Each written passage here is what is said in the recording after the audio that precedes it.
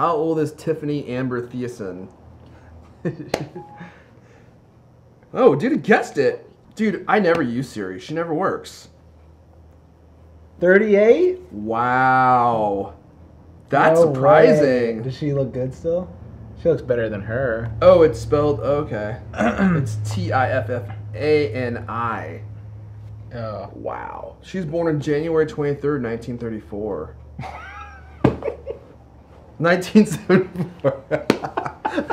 Damn, she looks great. She looks great for her age. Hello, friends. Hey. Welcome to User Friendly. My name is Roberto Hoyos. I am the co-host and also an owner of a company called Throwboy, and I'm here with my friend Arifon Elijah, writer for Cultimac, owner of MightTees.com. How's it going? Good, man. User Friendly is a weekly video podcast where we talk about technology, stuff on the web, and other random stuff. All things geek. People we meet. We got our green juice. I should say it's kind of more of a purple hue. It's called the Hulk. The Hulk bulk. Did you ever used to drink that? Like, you went through a time period where you lifted a lot of weights. Oh yeah. Has that time period ended? Someone ought to tell these pecs. And you did you do the powder? I never did that, no. You had creatine friends? Oh, I had creatine friends for sure, yeah. And it's funny because, like, I remember with that stuff, if you didn't drink enough water, your muscles would start cramping really bad. Oh, really? And it was easy to tell because some dudes would just be in agonizing pain because they didn't drink enough water. And their body is, like, in dire need to expat this poison that they've been drinking for 2 days. And also, you can see in the locker room because their gonads are about this big each. It's like, did you drink creatine or did you just drink a whole keg of Mountain Dew? Do you remember that rumor? Both. Oh, that yeah, Mountain Dew would the shrink Yellow your nads? 5. Yellow 5, right?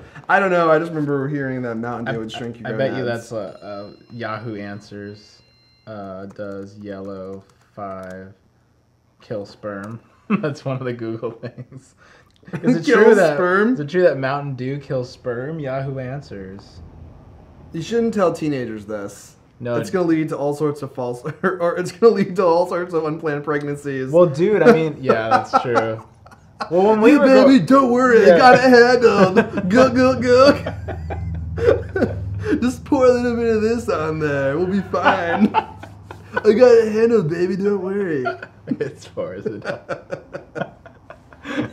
I got the lube and everything. Yeah.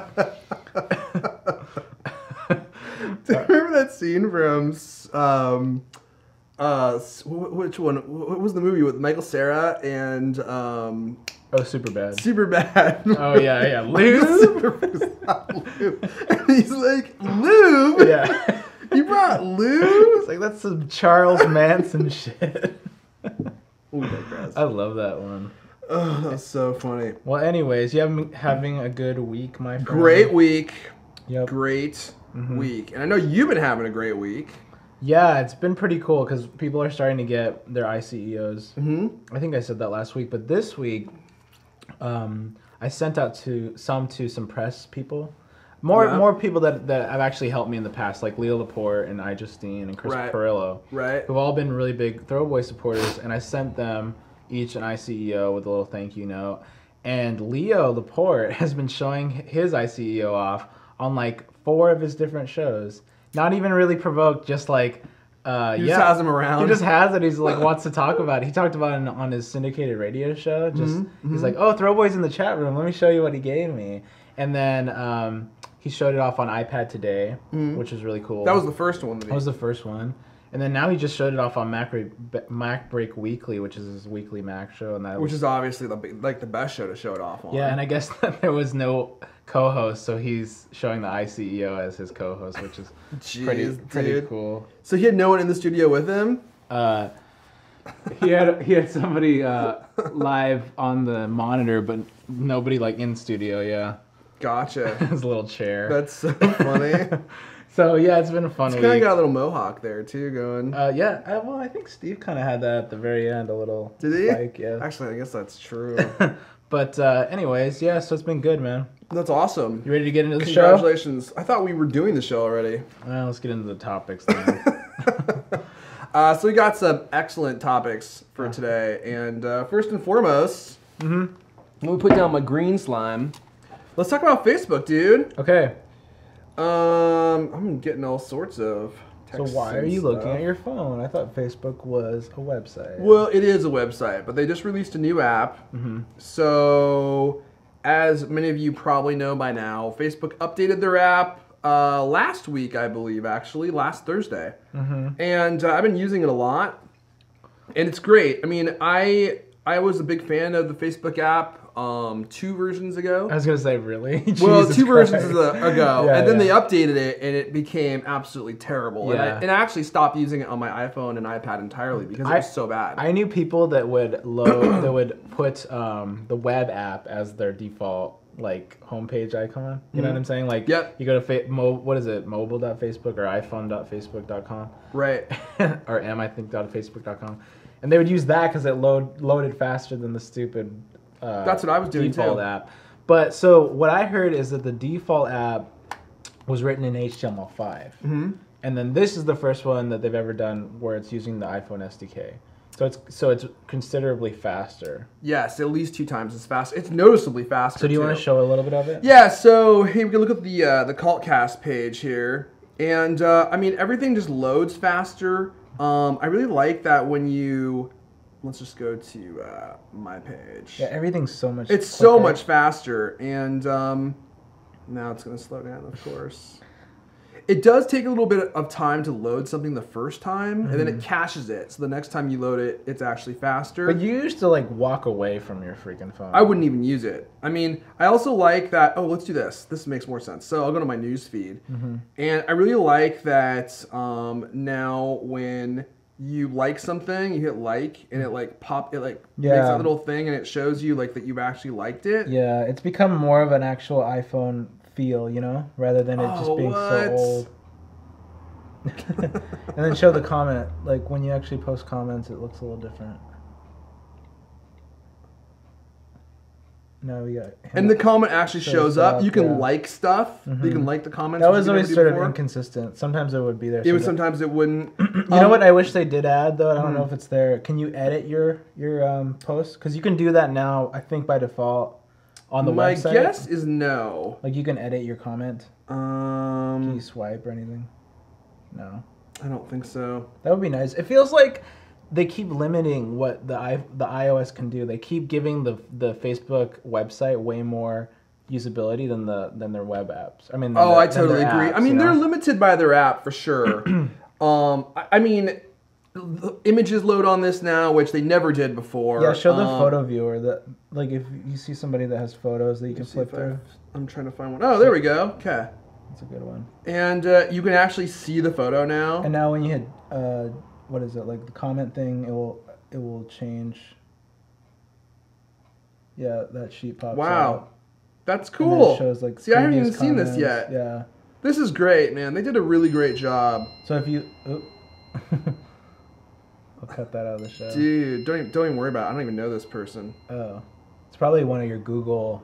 It's like a Google Voice thing, probably. No, actually, I just you could show this. I don't really care. I listed a PAX Pass. I'm selling a PAX Pass. Oh. So I put out my phone number on the internet, and people were just like, wait, I texting thought me. you were going with somebody. No, I'm not now. Oh. So I have an extra pass. So I'm trying to sell it, and people are just okay, dude, go away. So in any case, the app is a lot faster, and actually now that it's been updated, I'm actually using it all the time now, which I didn't before at all. And the only thing that I really would like to see them add, and I don't know why they haven't been able to do this, is when you're on Facebook, you can type at somebody and then it tags them in the post. You still can't do that. I think it's a JavaScript thing that they use on the computer. Or on their website, I should say. Yeah. And let me see. That's what I'm saying. Like all these little things, there's no I real. still can't add that. There's no real technical limitation because they're there are other apps that can do that functionality, you know? Dude, yeah. Instagram does it. Yeah, Instagram does it. Yeah, and Twitter does it. Auto-populates when you start to put an ad. Totally, yeah. Like, why can't And they don't even tag have to be your people? friend. They can just be somebody that's in that feed. You know, somebody that liked the photo. Right, absolutely. I mean, don't know why they haven't Instagram or added it. even Twitter has the ability to search, or both Instagram and Twitter have the ability to search, not ads, but people's usernames. So it's like, hey, you guys bought Instagram. Why don't you just take some of that code and put it in your app? Maybe they're gonna start, but it's a huge improvement. I mean, the problem with the old app was that it used the iPhone's web browser technology that's built in, and when you do that, you can't refresh separate parts of the page individually. You have to refresh everything at the same time in order for anything to be updated. And there's all these technologies that are included in the basic browser. Like, you know, like when you click on something in Twitter and it brings up that window, like that's the built-in browser. Yeah. But it's not as powerful as Safari is. It doesn't get access to a lot of the different technologies that Safari does. So it just doesn't work as well. So the new Facebook app, it's just mind-boggling to me that a company with as much money and clout as Facebook has couldn't put out a good app. I know. It's strange, isn't it?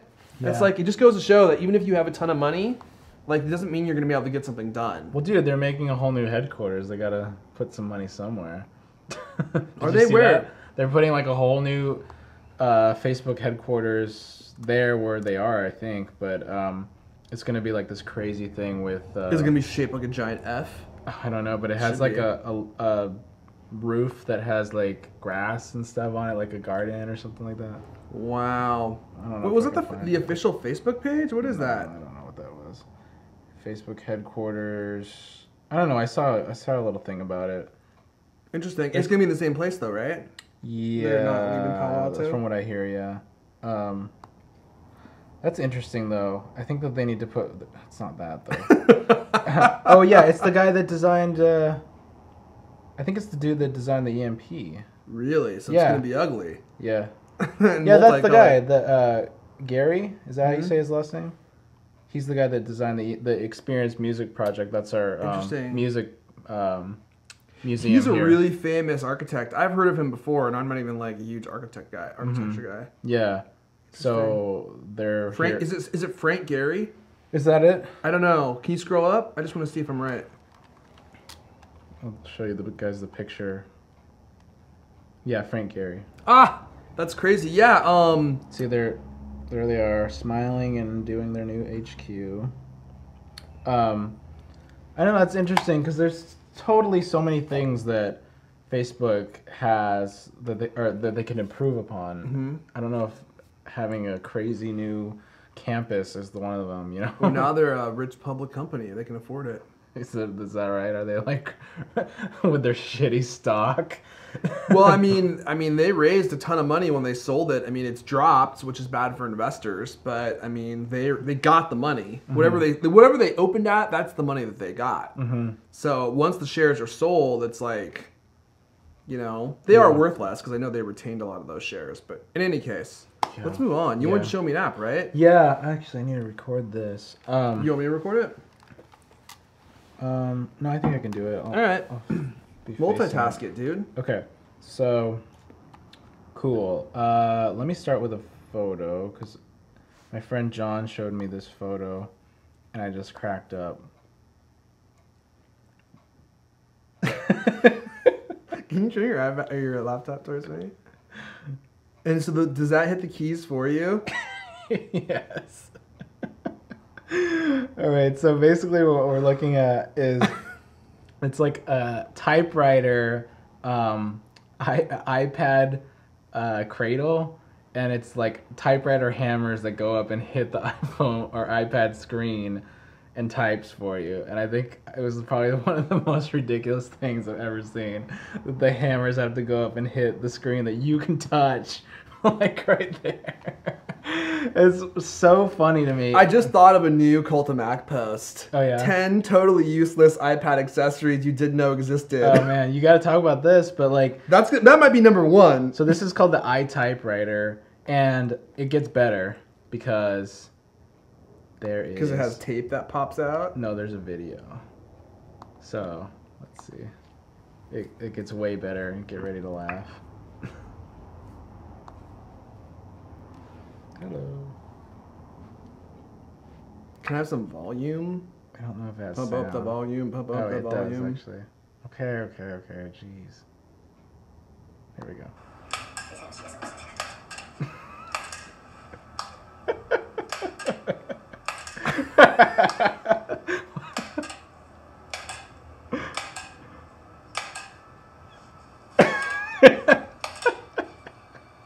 This is totally useless.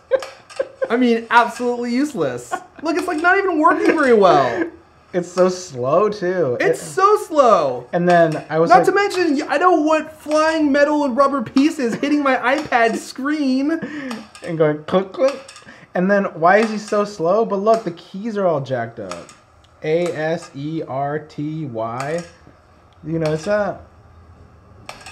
The keys are not even in the right places. F, D. Oh, yeah. So, I don't know why that would be, because the whole point of, or the keyboard layout was designed around a typewriter layout, so the hammers wouldn't get stuck together. Well, yeah. They did that to prevent people from typing too fast. Yeah. Which is not a problem you're gonna have on this piece of crap. Look how slow this guy is going. He's still writing the same sentence. Yeah. And this video is like 2 minutes long. Yeah. So, I was just cracking up. I could not believe this was actually a thing. Because I was like, oh, okay, a funny little Photoshop, whatever, you know? Yeah. No, somebody built that. And it has a ton of dislikes. Yeah. But anyway, so what do you think about that? I mean, it's the worst iPad accessory I've ever seen. It is the ultimate piece of hipster iPad technology. Yeah. It's where your hipster and technology meet. Converge. It's the apex. Yeah. It's like, this is so pointless. Why would anyone pay money for that? I have no idea. I mean, this is something that you talk about when you're drinking Pabst at the bar with your other hipster friends. Yeah. And you guys are like, that'd be so cool. Yeah. and then you actually go out and do it. See, I think that, like, I'm not a huge fan of the word hipster because I think sometimes it gets thrown around to stuff that's just like, oh, I like records, and it's just like, oh, okay, hipster. That's become hipster, by the way. Yeah. So, like, I personally like old technology, but only when it's actually functional or maybe just valuable, you know? That's it. Yeah. But I don't like it just for the sake of, like, let's have a typewriter. Because it's vintage. Be an app, be an iPad case. Like, that's the dumbest thing. It doesn't have any, like, functionality that's useful, you know? There's no useful application for that, you know? Right. I'm even more so where I don't even have very many records anymore because it's just a pain. I'm like, all my music's on this. It is, yeah. I mean, it's cool to listen to records. I do it once in a while, but I don't make it like I need to listen to this and everyone else that doesn't is a dick, you know? That's kind of like when new albums come out, you buy a vinyl. Buy a vinyl, yeah. I don't do that. Like that is a hipster thing where it's like where it's hipster is a state of mind. They look at you in disgust because you're not doing things like that. Like you're not riding a bike, you know. So that you're not riding a fixie. Yeah. Specifically, yeah, with your capri pants on your suspenders. But I just thought that was just hilarious. I had to show it to you. But then apparently this person, Austin Yang, I didn't show you guys this website, but he has more stuff. So, what do you think about this Airphone? You see it. The iTurntable. I don't even know what this is. This is new. This is new to me. So it's obviously an iPhone dock. If you have an iPhone and it's a speaker, you don't need a needle, you jackass. I don't know if the needle does anything. It's just a dock. Is it just a stupid wood dock? It's just a wood dock. What does that needle do then? Oh, it plays because it comes into field with that. That is so dumb. These are all really dumb to me. Why would you want that? Like, why wouldn't you just have a dock? Skip forward. This you're gonna like. You like this, don't you? No, I don't. This is more. I think this is a better idea than the stupid keyboard thing because at least this has a purpose. Like it's just like to look cool. Yeah. But like, ultimately, I think people want convenience and like why would you not just use your iPhone to control your iPhone? You know what I mean? Right. I mean, that's the thing. You're not going to use a stupid arm on a record player. Taking technology and making it harder to me because it's encased in something old, like, I don't think that's cool, you know? I mean, I applaud this guy for his creativity. This stuff is obviously very creative, and maybe he doesn't intend for these things to be actual products, which definitely changes my opinion on things that I've seen. Because I'm like, if you're just doing it to do prototypes or just to be like, hey, I built this, you know, like, then I'm like, oh, okay, well, that's cool that you built that. Like, that's really awesome. Like, even that dumb keyboard thing typewriter thing is cool. It's cool. But that if you expect to be it. selling that and you expect people to want to purchase that, then I'm like, that is really dumb. Like, no one's going to use that. To me, it looks like, do you know Think Geek when they do April Fool's products? Yes, exactly. Like yes, that. that's exactly what it looks like. See, that I guess I was gonna compare it to the thing we showed last week, the Instacube, but I think it's a little. Which, by the way, they're gonna be sending me one of those once they're done. Dude, they're savvy, man. We were tweeting about it, and they tweeted at me, and they're like, if you want to talk to anyone on our team, and like, then you did, and then you're like, I have this. Well, no, podcast. I thought it was cool to begin with. I mean, and I was like, if you get it funded and you create it, I'm like, send me one and I'll review it for the site. And they emailed me or they tweeted me back, and they're like, oh, well, regardless of whether or not we get funded, we're doing it. Oh, like, no, that's smart. I think that's smart, and I applaud them for reaching out, because I think sometimes businesses get kind of like micro-focused into like, no, we're making our product and we want to make money. And they don't realize that promotion is a big deal, you know? Yeah. And they need to give it out to people, you know? Well, arguably, that's why a lot of people go to Kickstarter, right? Like, they want the promotion of Kickstarter, because Kickstarter has an amazing community. So, iTypewriter, moving on. Last topic of the day, we did a shout out. We're going to start doing this regularly, we decided, for questions. And if you guys want to hear us talk about anything, let us know. Tweet at either of us, or you can tweet at I'm user friendly, right? I'm user friendly, and actually, I'm sorry, but our first topic was sent in by our friend Josh Collins on Facebook. Yes, thank you, Josh. Josh Collins on Facebook suggested that we talk about the Facebook app. Oh, cool. So who do we have here? So we've got another person on Twitter. It's BMBW2010, Ben Ward from. Ben Ward, yeah, I know Ben Ward. Godalming, Surrey, UK. He's an economics student, an Apple fanboy. That makes sense. And he wants to be Nathan Drake and likes to ride big, bouncy downhill bikes. Cool. I'm not sure what that last part means, but I like it. So anyway, Ben asks, or Ben suggested, he said, I'm interested to hear opinions on where you think the TV industry is headed. A la carte TV, Apple TV, usage of 4K res. 4K television, so that's the next thing beyond 1080p, right? Let me just start by saying this. At CES last year, I'm going again this year, by the way, I saw the 4K and the 8K televisions, and you have not seen a picture like this anywhere in your life. Like, I hear it's like looking through a window. It's not like looking through a window. It's more HD than a window. It is. I saw like so. There's a lot of technologies that have to go into producing a good 4K image, right? You have to have the cameras or whatever.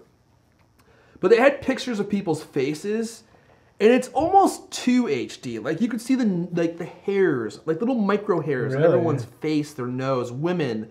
Like, their little fuzz mustaches. You see all of it. I mean, every little detail you can see on these televisions.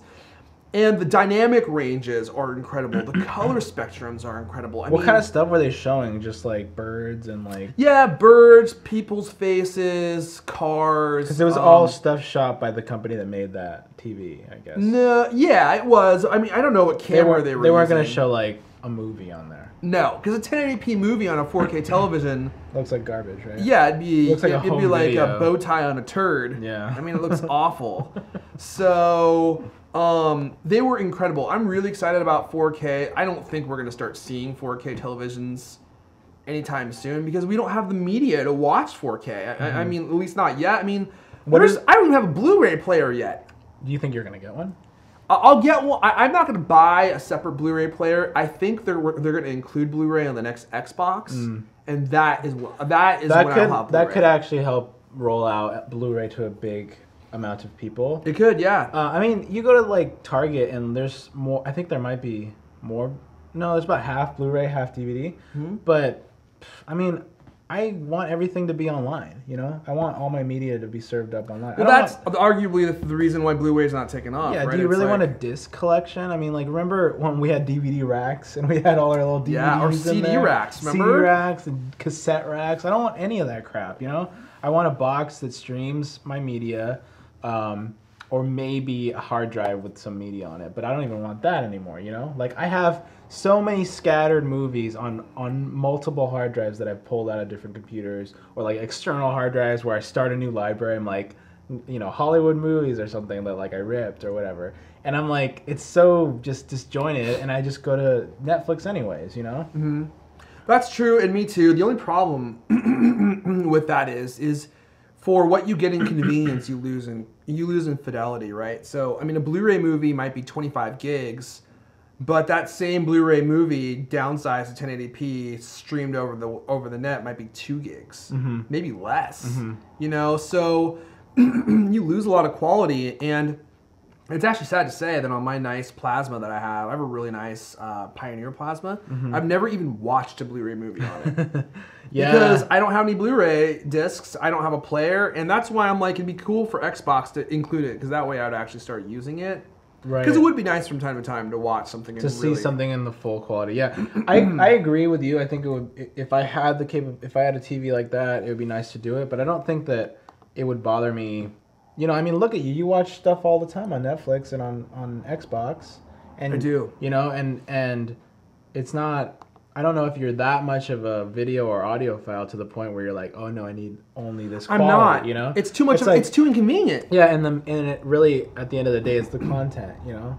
Right. And I think a lot of people bash Netflix for their content, but I think that it might be just the time period that they went and checked it out, because Netflix is always rotating stuff and always like surprising me that they have new stuff on there, you know? Yeah, they are. They're coming out with new stuff often, and that's the way they've been pursuing these, you know, like these media contracts. Like, I think they've made some changes to the way they do business. So they don't get DVDs as fast a lot of times now, but they might get rights to stuff later on down the road to stream it earlier than other people. So when did you cut your DVD by mail? Oh, I haven't had that for 5 years. That long? 6 years? Oh, I don't ever watch DVDs ever. Yeah. I mean, to me, DVD is a dead technology. Like, it's been dead to me for 5 years. Dead to me. It's crazy. I can't believe people still watch DVDs, honestly. But that's a big population, I'm sure. Yeah, I know it is. I mean, like, Redbox is still a popular thing. all the time, right. And there's, like, a Blockbuster competitor to Redbox, I think, now. And is there? Yeah, there's, like, I live by this Blockbox? I live by this really ghetto Asian market, and they have I think it's a Blockbuster Redbox in there. Wow. HK, right? Yeah. I like that place. So, well, Ben also asks about a la carte TV, Apple TV. You know, no one can tell you where it's going to head. I really don't know. I mean, I can tell you what I'd like to see. I think this is what everyone would like to see. I want to see a Spotify for TV and movies, where you pay one flat fee and everything's on demand. You watch whatever you want. I don't think that live TV will ever go away. I think it's too profitable. And I think that there's something to be said about watching things live as other people are watching it at the same time. I don't know why, but there's a draw for me for that. But we are definitely seeing a lot more stuff move to the internet. I mean, obviously everyone's watching stuff on their computers now. I prefer watching stuff on my TV. I think most people prefer watching stuff on their TVs. Yeah. If they can. Yeah. If it were easy, right? If you could watch, you know, Netflix on your TV in HD or on your computer in HD, it's like, which would you rather do? Oh yeah, totally. I mean, that was one of the main reasons I kept pushing myself to be like, okay, you need a TV. Yeah. Because I'd ultimately end up with this on my coffee table, you know, right. to try to have that 10-foot experience, you know. Yeah, exactly. So, I mean, ultimately, that's what I want to see. I mean, Spotify is doing it with music, and pretty much everything that is on Spotify now, unless it's really, really popular. But for the most part, you can get whatever you want, and it's dirt cheap. I mean, Spotify's $10 a month. Yeah, we're in a weird transitional phase, I'm sure. You know, we're going to look back. It's going to be like, what what phones were like pre-iPhone, you know, or what music was like pre-iTunes. You Yeah. know? It's like that weird transitional phase where nobody has it right yet. I mean, streaming video used to be like insane. You remember like in 2002 when it was like QuickTime movies embedded on websites and stuff, like pre-YouTube? Streaming video has come a long way, but I still wish there was something. I like the Spotify idea. I like the you know, a la carte. Like people talk about apps on Apple TV or something like that, where you go, okay, here I want the HBO app to be able to watch stuff. But I feel like even with things like Twitter and Facebook, where people are talking about shows, like, oh, I just saw Breaking Bad. Did you see that? And like you start to discover shows from your friends and from your followers or whatnot. There's still something that about like happening upon a show that we're probably going to lose unless somebody comes up with something that's the equivalent to channel surfing for these services, you know? Like you can't go into a section of Netflix and just start flipping and it will show you random sections of different shows the same way, you know, that are already in progress, you know? Right. Like the closest thing, I think YouTube has something where you can go through, but it will always queue up at the beginning of the video, you know? Right. And like that's one of the things. I mean, we've definitely discovered shows in our lives where we were flipping through and something seems interesting, so we stop, you know, and then we're watching that show. And why in a digital age can we not happen upon a show in the middle and then skip to the beginning if we like it and then watch it there, you know? There shouldn't be a difference between like that live and that being it's already pre-recorded anyway, you know? It'd be cool if you could like go to a screen of like suggested channels and all it is just a bunch of pictures.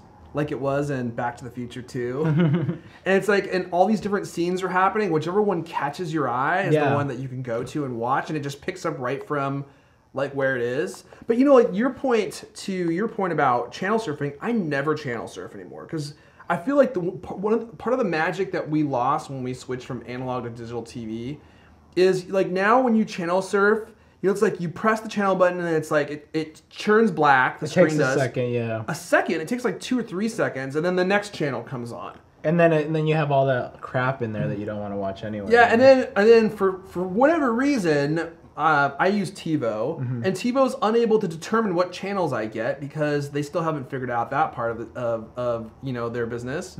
So I change channels and I end up on a channel that's black because I don't get it. And then I switch the channels again. It's black. I don't get it. It's like, and you have to keep going through, and finally you might arrive to a channel that you actually get. Yeah. So it's just totally broken. This is why I think Apple has a lot of people interested in what they do because Apple thinks through stuff like that. Sure, yeah. Like they don't just release a box that shows you channels that you don't get. It's like with an Apple TV, a new Apple TV, an actual Apple TV, I'm positive that Apple's gonna be like, if you don't get a channel, it doesn't show up in your list. You can't browse it because you don't get it. And hopefully they've really been rethinking the UI because that's always been a you know, like how long are we gonna be doing this up and down, channel up, channel down? You know, like you know, like I don't know. I think that there's innovation that can happen there too. I do too. I definitely agree with you. I mean, any DVR that you use looks like crap, operates like crap. Even if it's good, it doesn't work well. I mean, TiVo it's supposed to be among the best that there is. Yeah. But it's not great either. It sucks. And its UI is ugly. It's slow. And I think that DirecTV has a pretty good box. But even theirs is like this drab blue screen and doesn't really work that great. It's like it's not like using a computer, that's for sure. Right. And Apple has a nice UI, but it's still nothing like that awesome, you know? Like nobody's really, I don't know, I guess comparative it's good, but it's still just, you know, a bunch of tiles and it looks like Netflix on Xbox. Yeah, that's true. I think Apple will eventually figure that out. Yeah. But I think where the real they keep redoing it. They keep changing it, yeah. They always like change it around. Interesting. I think where the real problem is going to have to be kind of hashed out is you've got cable providers or you've got content creators and channels not wanting to give their content out for free, right? Because they want to sell you DVDs. Yeah. And then you've got companies like Netflix, companies like Spotify trying to get content under these contracts so they can give you, you know, all that you want. And then you have companies like Comcast who are ratcheting down your bandwidth Right. Because they don't want you to be going to those content sources. They want you to be going to their content sources. Yeah, they don't want to be a dumb pipe. And they don't want to be a dumb pipe, right. They're dragging their heels the whole way. Exactly. You know? And if you are streaming a lot of content, then they want to make sure that they make profit off that, even if you're not getting it from them. So it's like there's always, like differing forces butting heads. And I'm not sure how it's going to go. But this is why I think net neutrality is so important. And I always kind of get angry when I see companies like AT&T or Comcast ratcheting down on your available bandwidth. It's because they're trying to make it into an a la carte system where if you want something, you have to pay them. Yeah. Even though they're not the ones creating the content. And I think that's bullcrap. Anyway, that's a great question, Ben. Thanks for asking. Thanks for the question, Ben. I really like it a lot. We can keep going about that, but I think that's it for today, dude. We're done. Sweet. Ow! Hey, if people want to find out more about the iCEO doll, maybe they want to sleep with one in their bed, put them in a nice negligee, where would they do that? You can go to throwaway.com. That's where all of the geeky pillows live. And the iCEO is actually a sold-out item. We did a pre-order back in March. You did. But we might have some unspoken for. So if you're interested, you can email me at questions@throwboy.com. I'm on Twitter at Roberto Hoyos, ROBERTOHOYOS. And what about you? I'm at Airphone on Twitter. That's ERFON. If you're interested in Mike T, it's MIGHTTES.com, and also the same on Twitter. And Cultcast. If you're interested in the Cultcast, subscribe to us on iTunes. Just search for the Cultcast. And also, if you're interested in subscribing to our podcast, you can do that on iTunes as well. And that's just user-friendly. Search for it. Or you can go to youtube.com/user-friendly show just to watch the shows if you don't want to download them. I don't know why you wouldn't want to download them. You could have us in your pocket. Yes. Near your ball sack. Tickle, tickle. Oh, guys. I don't know. We wouldn't try to tickle it. Anyway, that's it for today. That is it. Thanks for watching. We'll catch you guys next time.